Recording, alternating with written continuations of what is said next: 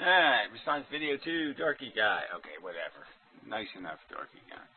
Anyway, so he spends the first 5 minutes and 29 seconds just, you suck, I'm cool, you suck, I'm cool, you know, doing that kind of bullshit. Apparently he's getting a biology degree, which is cool, okay, he knows all about DNA and all that kind of crap, really good, fine. Look, the point is, you made a video where you were like, Efilism, it's like, weird idea of biology being kind of fucked up, and I mean, you really should have been able to paraphrase the subject better, right? I mean, consumption, reproduction, cannibalism, addiction. Arguments have been made about how the whole machinery functions by basically saying, let's build this hierarchy, these levels of organism, and as the levels get higher and higher, the organisms have more and more need for fuel, and so they just become dependent on basically cannibalizing their ancestors, stealing their energy so they can just replicate a molecule. That's what's going on here. And the fact that some people would say, maybe that's not quite good enough a reason.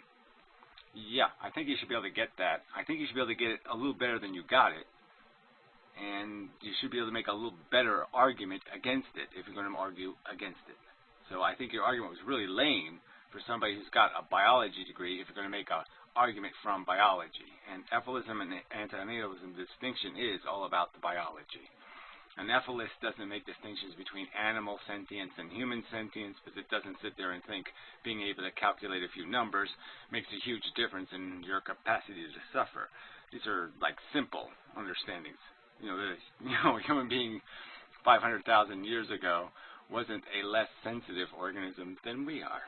But anyway, so I think he's going to start talking about the subject now, but we'll hope anyway, right? That's all we can do is hope. Ooh, what the hell was that? It's a space bar. That would work. It's like you have a reason that you're causing this suffering on this person, and you're just shitting them out, and whatever he does in that, whatever's going rattling around in there. But I agree with that. I actually asked my parents why they decided. I disagree with my parents on a lot of things regarding family planning and stuff, because too many kids in my family. 4 kids, I think that's too many. I think estimates say 1 or 2, and it's not terrible for your carbon footprint, but whatever. See, even that doesn't make much sense, right? 1 or 2 won't sustain population. It'll decrease population. So at some point, you're going to have to do better than 1 or 2 to maintain human existence. So, because that would be a spiral downward. Just as we have an unsustainable curve upward now, the inverse is just as possible. As soon as you're right below the number, you go unsustainably down. There is no... It's almost impossible to do the, maintain population. That's one narrow little curve. Everything else is exponential growth in a certain direction. That's sort of the catch of reproduction.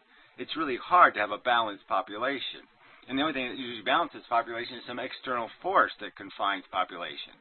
And that's what happens in evolution and in natural selection, is external forces put pressure on the capacity of something to overpopulate. And so we can defeat all of those, and so we have to almost do it on purpose, and that's what makes it really tricky, doesn't it? Yeah. That's aside. I did ask my parents, and what they said was, this is actually really interesting, is that they came from dysfunctional families, both of them. And I'm not going to go into details. Thank you. But my dad, both of them were fairly poor. My dad more so, and they dealt with, I had some mentally ill.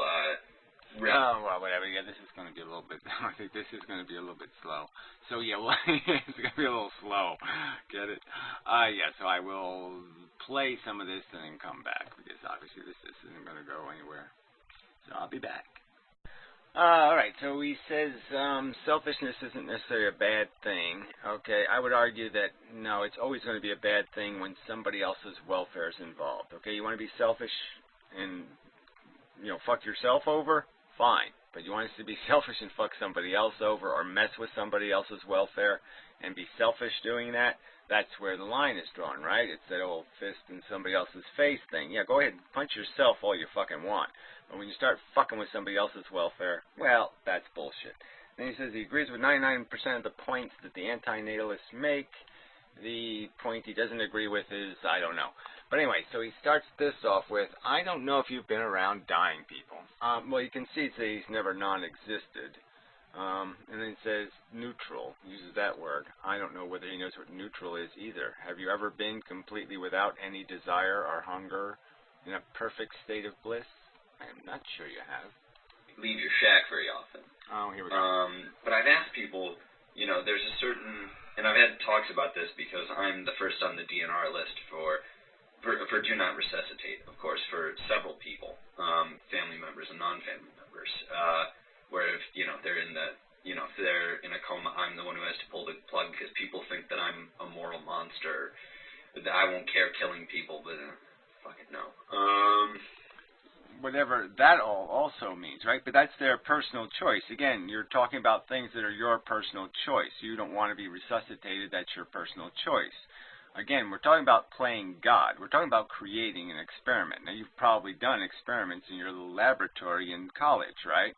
Where you took the welfare, the welfare of sentient creatures, and you exposed them to some sort of radiation or some sort of harm, and you did it because you think you have the authority to do that, because you have the power to do it. You have the authority and the right to manipulate their welfare, take that under, to say that your knowledge, your learning about what happens to them when they are injected with cancer or exposed to radiation is somehow worth, okay, their suffering. So you're making an equation for them. Now, in that circumstance, if you're thinking selfishly, well, in my opinion, you're violating that thing's right. Unless you have some knowledge or some certainty, and you certainly have some insurance policy against the fact that you might be wrong. What are you going to do if you're wrong? What if you are wrong, and what you did was harmful, and it wasn't beneficial? How is that fixed? How can that be repaired? That's right, there is no eraser. There's no way to repair. Okay, so it is decisively all or nothing. You're either right or you're wrong. And you have the choice to be neither. You have the choice to mind your own fucking business. That's what I'm arguing. I'm saying you have no right to get into that God business because you don't know the answer to these questions. You have no right to project, decide for somebody. Because you're optimistic, you're saying you have a right to impose your optimism. I'm saying you have no such right from no authority, except your own arrogance, quite obviously. So anyway, play a little bit of this. I mean, he's really not getting That's the whole thing. But the point being is that they say that there's I talked to my grandfather who actually, he signed a DNR, and I asked him, you know, well, why, if you're suffering, and he had a terminal disease, from smoking, Gary, take heed. Yeah, he wasn't going to die of something else anyway, right? Take heed. Did he die eventually of something else? No, I mean, he couldn't die of something else because he couldn't save him from the smoking. But I'm just saying, would you project that he would have continued to live a fantastic life forever? No, he would have acquired in a few weeks or a few months or a few years some other condition that might have been even more horrific. That's right. I mean, if I got run over by a car tomorrow, somebody could go, oh, how awful. But it might be incredibly efficient because I got spared having the cancer 6 months from now. Although it wasn't lung cancer.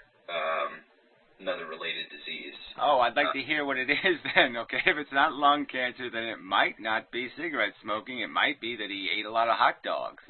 Because we know how that game's played, don't we? I mean, let's not pretend that all the cardiac diseases are all created by cigarette smoking. Now, let's not pretend that's the truth, please. Please. That would be silly, wouldn't it?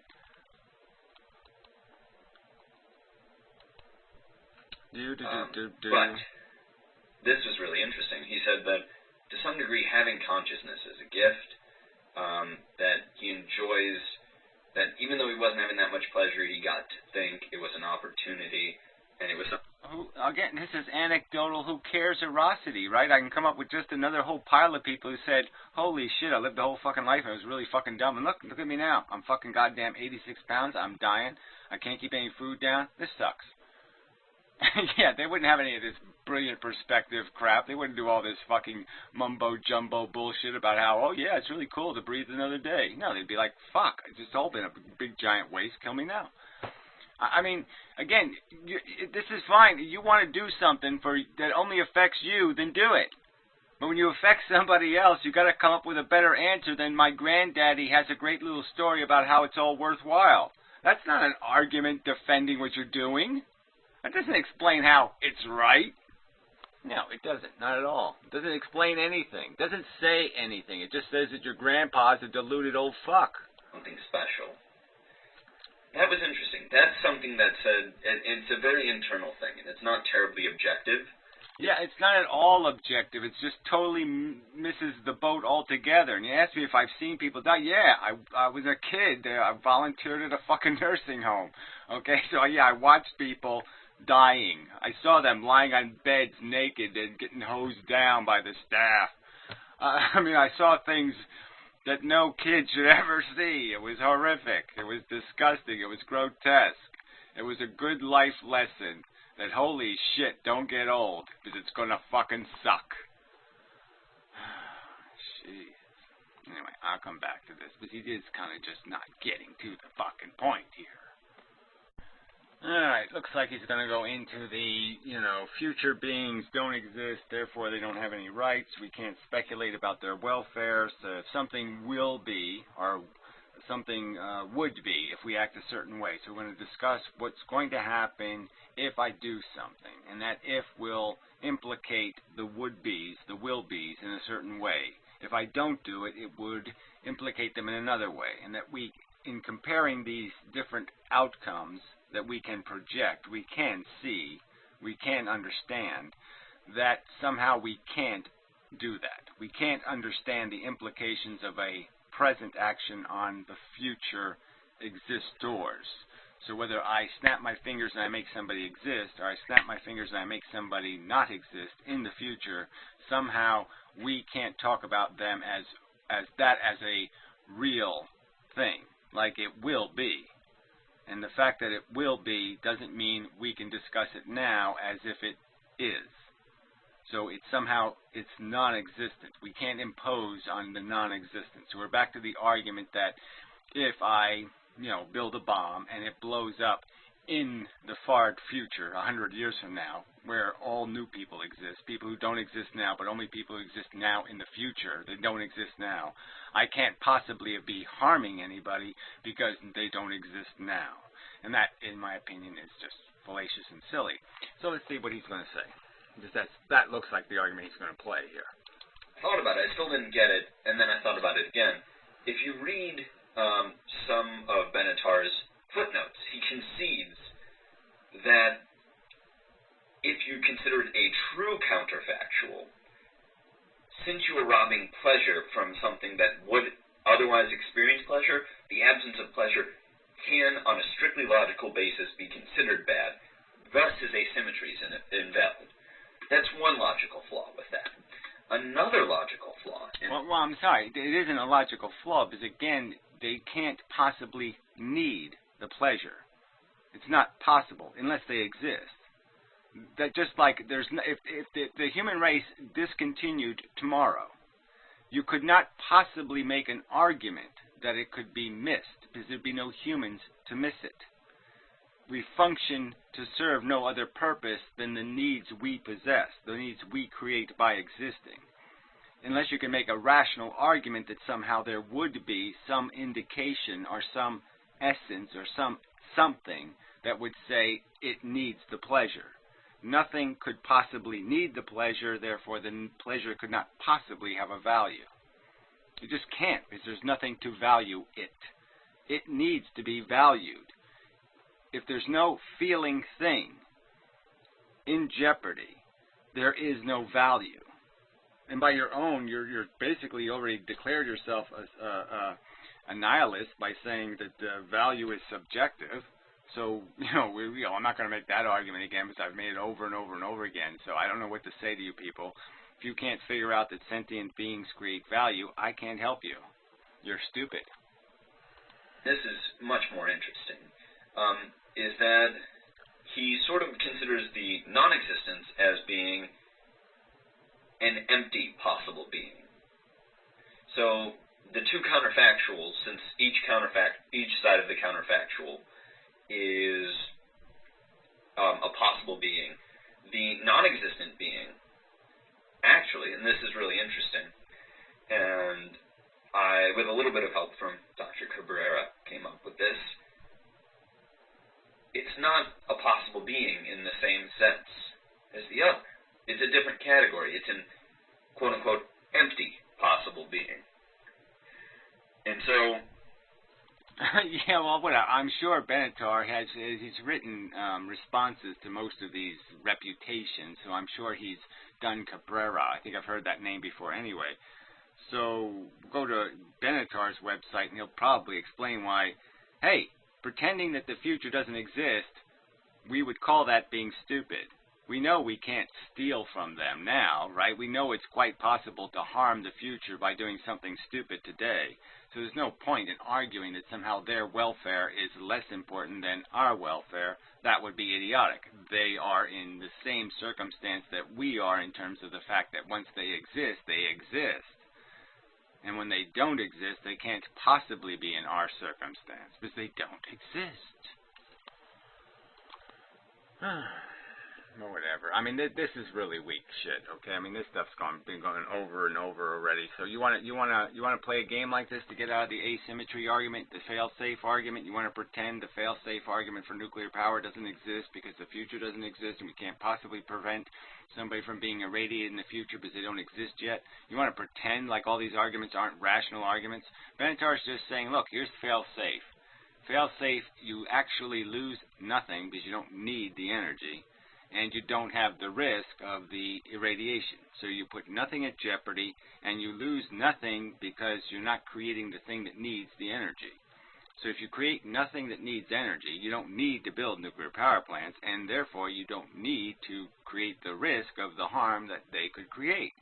I mean, it's really quite obvious, right? You eliminate two things by being fail-safe. You eliminate two things by just not playing the game. You lose the need for the thing you're taking the risk to get.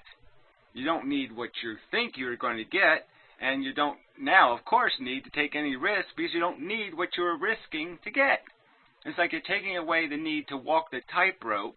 Therefore, you don't have to take the risk of walking the tightrope, right? If you don't need to do it, if it doesn't accomplish anything because there's nobody to be served by walking it, there's no audience, there's no anything, then you've taken away the need to do it, plus you've taken away all the risk of falling down and landing on somebody. So yeah, it's win-win, okay? And you can't really do anything with that logically. It is a good argument. But you want to play a game and pretend because we can only talk about the future, because we can't change it now. We can't undo ourselves. We can't better never to have been. Well, we can't undo button ourselves. So yeah, we are stuck with the fact that we do exist and they don't exist, but they will exist. And the fact that those are the circumstances, somebody with a little bit of intelligence should be able to walk over that little tiny hump, okay, of imagining the future as if it was the present. Shouldn't be that hard to do for somebody with a brain, especially a big educated brain. Yeah. Sorry, but you really are asking for it. So we'll move on. Well, you start off this sentence with, Benatar's kind of weird, so I guess I'll play a little of this. But so he's just arguing the asymmetry, and there's no point. Look, just look at the asymmetry as if it had been already applied on Mars. So Benatar made his asymmetry argument on Mars. He won, and they took all the life off of Mars.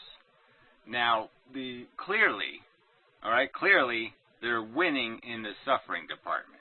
There is no suffering.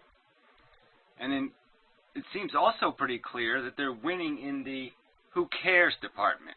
Like there's nothing to accomplish. Like they don't need to be there. Like there isn't something saying, we need to still be butt fucking, or, you know, with the tentacles and everything that we did. You know, that 7-tentacle butt fuck upside down thing. We need to be doing that some more. Now, there's nobody saying we need to do that some more. The pleasure thing, they seem to be totally over it. They seem to be totally past it. They seem to be functioning without hunger perfectly fine. They're saying, no, I don't need to eat food anymore. I don't need to chase any of this shit anymore. There's no need being unserved on Mars. There's no need in a cage somewhere going, let me out, let me out, let me out, let me out. No, it's not happening. So I'm just saying to you, explain how Mars is an example of Benatar failure. Explain how Mars demonstrates how Benatar is wrong, that it's not a win circumstance. There's no suffering. There's no exploitation. There's no evil capitalists sucking the blood of the poor. There's no cancer. There's no horror. There's no disappointments. There's no tragic decisions. There's no tears flowing. How is it a loss? How is Mars losing? Show me the losing that's taking place on Mars and Venus and Pluto and Saturn and every other celestial body we know of. Show me how they're losing on those planets. Just pretending that Benatar already made his argument on all those planets and they discontinued whatever shit they were doing. Show how it was a mistake. Yeah, I don't think you can do that. He doesn't use any utilitarian conceptions in his argument. He is purely hedonistic. And what I'm Well, again, this hedonistic word, type hedonistic into hedonism, or hedonistic even, into Google search and use the image function. Okay, and I defy you to find some example of fail-safe, which is Benatar's argument. Show me a fail-safe image that comes up under hedonism. Show me that. Show me even an image that doesn't have a girl with an ass and tits. Yeah, show me that. What I mean by that is he sort of has that hedonic equation of, you know, bullshit. The basic formulation, pleasure is good, pain is bad. No, well, he's not saying pleasure is good, to tell you the truth. He's really not. He's basically saying pleasure is unneeded unless you need it. And if you don't create the need for it, it has no value. So he's not saying it's good like it's super atomic diamonds cubed or something. You know, something intrinsically valuable. It's only valuable to something that needs it. So that's a catch there, right? It doesn't have intrinsic value as a good. It only has necessary value as a satisfaction of a deprivated soul that needs it, that is hungry for it. Something has to be hungry. Get it? Without the hunger, the food has no value. Without hunger, pleasure doesn't mean anything. Or suffering in this case. And that's the asymmetry, right? Because suffering is completely the opposite scenario. Suffering intrinsically is a bad thing. It's intrinsically a negative experience that takes place inside of a consciousness. Okay? And it has no function besides being just fundamentally repugnant and repulsive, wherein pleasure is only derived through this backdoor mechanism of relieving that condition. It is relieving a negative condition that creates pleasure. You must be hungry for pleasure to arise. You must gain satisfaction of some unsettled, unfinished, uncompleted, needful condition to derive what is called pleasure. You must be elevated from a negative state to a positive state to experience pleasure. Your leg must be broken before you can experience the pleasure of being relieved of the pain. It's fine. In general, I'm a hedonist, philosophically. Yeah, so that makes you a loser, big fat loser. You're talking about you're not an idiot because you have a college degree. Well, if you're going to say I'm a hedonist, you're an idiot. Okay? That's hedonism equals idiot. It equals some moron who can't think above their they're biological motivators. That's it. That's all they got. It's biological motivators. They just act on them. Their brain is basically a servant to their penis or their anus, and that's how they live. I mean, I included anus just for you because anuses are kind of a dork thing. Sorry, but they sort of does. Anuses and dork do sort of go together. But the problem is that there's no necessity. However, when you consider it on a utilitarian scale, when you consider that other people, and this is a key thing, other people will be suffering, then to some degree there can be necessity, because by bringing one suffering person in, and let's say they suffer significantly, they can reduce the suffering of many more people. Even better, they can live a life whatever that means. So something they regret, something they wish they'd never existed, like Gary. Whatever, it's exactly the opposite scenario can also take place. So there's no point where you can bring one person into the world who's very happy and they create a ton of suffering. So instead of mitigating against suffering, they create a ton more of it. And again, the point is you just used the perfect example in the sense that you're saying here it's valuable to elevate people from a suffering condition to a non-suffering condition. Well, yeah, it's even more valuable not to put them in the suffering condition in the first place. That's the fucking Einstein brilliance of it. Don't make the mess, and then you don't have to talk about how cool you are as cleaning it up.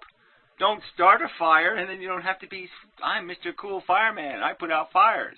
Yeah, I start them, but so what? I still put some of them out. And only a few people die in the ones I don't get to. That's all you're saying. The argument, Benatar's argument is don't start the fire. You're not arguing why we should start the fire. You're just saying, well, it's possible that we could start a fire and that we could put the fire out. It's possible, but the truth is we know that there's a ton of fire left on the table that never gets put out. It's just wasted suffering for what? So you can play a silly game. A silly delusional game that somehow you need to be here, the Martians don't need to be here, the Venetians don't need to be here, the Moonicans don't need to be here, but somehow you need to be here. Counter argument, please. What? What are you going to say to that? How are you going to explain why you need to be here and the Moonicans don't need to be here?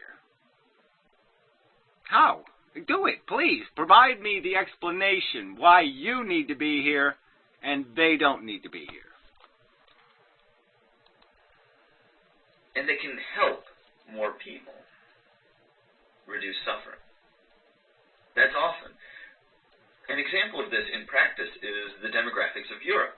The demographics of Europe are such that right now, and there's only certain regions, there is such a large aging population and not enough population increase to sustain a workforce to support this aging population. So what we have is this sort of demographic winter, it's been called. Yeah, well, whatever. I'm not even going to get into that subject. Obviously, those social systems should never exist in the first place. The old should never have been pariahs on the young in the first place, okay? We should have had sustainable economies a long time ago because this idea of this happening was already on the seeable radar scope. I mean, this is a whale we've been seeing. This is an iceberg we've been seeing coming for the boat. There were people in the 1800s that saw this iceberg coming at the boat. All right, the idea that you can't have growing population forever. They already knew the world was a finite ball by then, and they already had figured out that there's some point where you're going to have to stop growing population and go into reverse, and that's going to cause a lot of, you're going to have a different society to accommodate that. This plan won't work. This constant growth economy shit doesn't work in that world. So, duh. So I'm just saying, let's not talk about how it's a crisis. Guess what? No, it's something we've seen on the radar for hundreds of years, and people just keep ignoring it. All right, that's all. So, but don't pretend that it means anything. It only means that this is just another example of hedonistic, selfish fucks who never prepare for the future because they don't think the future exists. They don't think it's a real thing. They just keep pretending it's, well, you can't heart the future because the future doesn't exist. La, la, la, la, la. So, yeah, they're making your Cabrera argument. The future doesn't exist. We can't hurt the future. The future has no impact on us. It's not relevant. It's not a real thing. Well, I guess it is. Yeah, I guess it is. Alright, so now he goes through the spiel about harm. Again, just distorting the word. The word harm is intended to mean something like, in and of itself, you will experience negative sensation. Benatar does not make an argument that there aren't circumstances where your harm will be a benefit because it prevents more harm in somebody else. Now, this guy doesn't even make that example. He uses some stupid example of his wrist getting broken and the fact that he had to go through surgery and it was very painful, and so he incurred a harm, and then he says, but it was all worth it, is what he's saying, basically. It was worth it to him. Okay? So fine, it's worth it to you to go through surgery to have your wrist functional. Should you decide for somebody else that chemotherapy is the right choice for them, a 5th round of chemo even, where do we draw this line where everybody's supposed to accept that, yes, that's an automatic go for it, baby. Yeah, go ahead, have the wrist surgery. Yeah, it's worth it. Yeah, okay, that's your judgment. It's your welfare. You want to give away your suffering. You're talking about your mommy not giving you Vicodin. I don't even know if it was your decision then. But anyway, regardless, that's your decision. You want to assign a risk to yourself? That's fine. We're talking about assigning a risk to somebody else. That's the subject of antinatalism. That's the subject of efilism. Is, do you have a right to assign the risk to somebody else? Do you have a right to say for them that wrist surgery is worth 85 years of fun on planet Earth? That you should throw a wrist surgery in there, yeah, a little bit of cancer, a little bit of heart disease, maybe some allergy disorder, maybe some migraine headache, maybe this, maybe that. You're going to just decide that those are all acceptable elements to the mix and that they should find that totally adequate.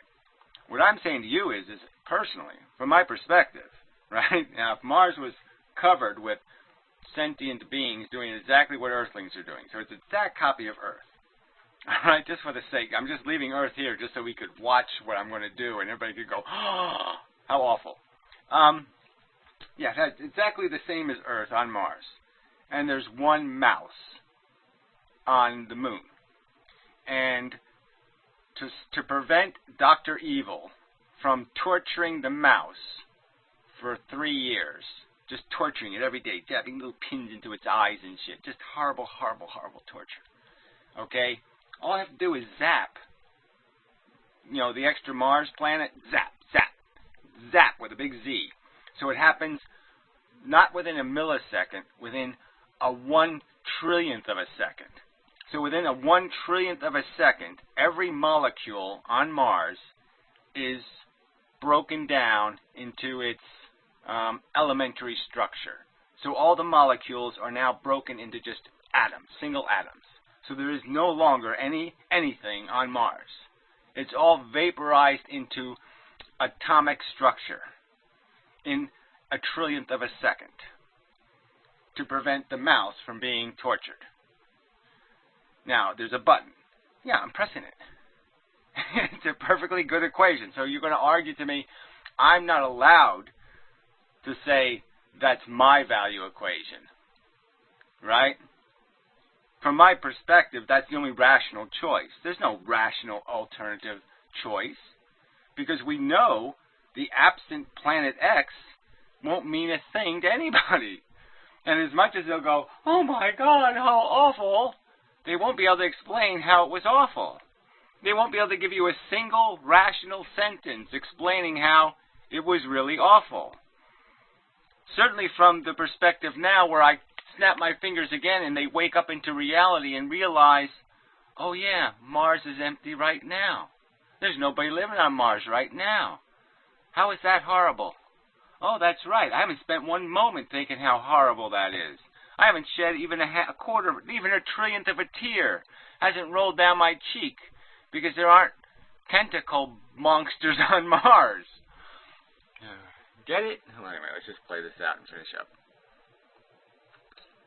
Causing suffering can lead to greater pleasure in the hedonic equation. Well, hedonic, again, you want to live in this hedonism word. Go look up hedonism. Hedonism is bullshit. If you're a hedonist, you're an asshole. I mean, there's really no point in talking to hedonists. You can't do better than that. I mean, God, it's just silly. Yeah, I like to stick my dick in things. Duh. Yeah, I'm all for that too, but that's not what that's not what I intellectually am going to label myself, a dick poker. Yeah, I'd like to have a little better degree than that. And, again, giving birth can be something like that. I don't see an argument for that. That just doesn't seem to flow. Well, I'm sorry, you're not really making the argument. We're talking about imposing life on another sentient being. What's your qualifications to play God? You're playing God. You're imposing life. You're telling the thing, I'm optimistic. I like pink balloons. You'll like pink balloons. You're basically saying, I had wrist surgery. I thought it was cool. You should have wrist surgery. Who the fuck are you to tell me I should want to pay that price? Who are you to tell me I should pay any price at all to walk around on this planet with you fucktards?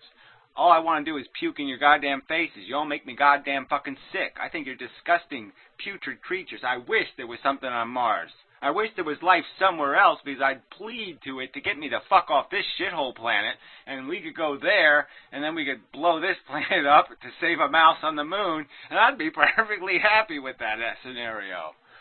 I mean, I really wouldn't miss any of you fuckers. If I could zap you, yeah, I wouldn't miss you. But yeah, you know. And one final note for Gary, because, you know, I got kind of deep, but... You did? And I missed that part. But I want to insult Gary again. Cool. It's fun. Okay, get to it. He said I was mainstream, pop culture, square room.